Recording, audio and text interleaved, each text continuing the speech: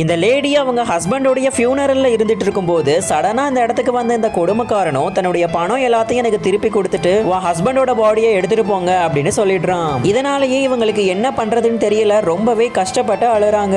இவங்களுடைய கஷ்டத்தை பார்த்து அந்த ஃபியூனரலுக்கு வந்த இவங்களுடைய ரிலேட்டிவ்ஸ் எல்லாருமே கொஞ்சம் காசை கொடுத்து மொத்தமா சேர்த்து இந்த கொடுமைக்காரங்கிட்டையும் கொடுத்துடுறாங்க. இப்போதைக்கு எனக்கு இது போதும், மீதி காசையும் நான் சீக்கிரமா வசூலிப்பேன்னு சொல்லிட்டு அங்க இருந்து போயிடுறான். இப்படியே கொஞ்ச நாள் கழிச்சு இவங்க தன்னுடைய வெஜிடபிள் ஷாப்பையும் ரொம்ப சூப்பரா ரன் பண்ணிட்டு இருக்காங்க.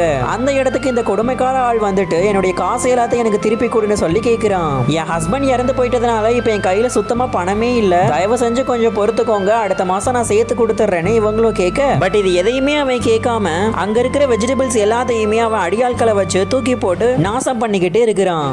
இப்படி இந்த கொடுமைக்காரே அவங்க அம்மாவை ரொம்பவே கஷ்டப்பட்டு இருக்கிறத பார்த்த இந்த குட்டி பொண்ணு டக்குன்னு அந்த போட்டோவை எடுத்துட்டு வந்து அவங்க அப்பா சொன்ன மாதிரியே அந்த போட்டோக்கு பின்னாடி இருக்கிற நம்பருக்கு கால் பண்றாங்க. நடந்த எல்லா விஷயத்தையும் தெரிஞ்சுக்கிட்ட இந்த குட்டி பொண்ணோட அங்கிள்ஸும் எப்படியாவது நம்ம அண்ணனுடைய ஒய்ஃபையும் அவங்க பொண்ணையும் சேவ் பண்ணணும்னு முடிவு பண்ணி வேகமா கிளம்பி வராங்க.